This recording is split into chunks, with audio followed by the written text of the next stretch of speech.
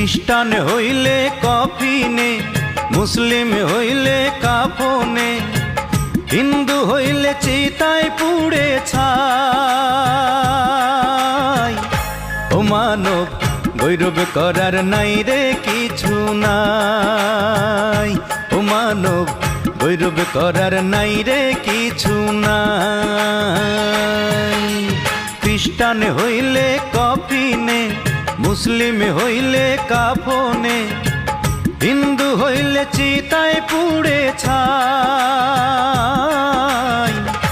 ও মানব গৌরব করার নাই রে কিছু নাই, ও মানব দুই দিনের এই দুনিয়াতে গৌরব করার নাই রে কিছু নাই।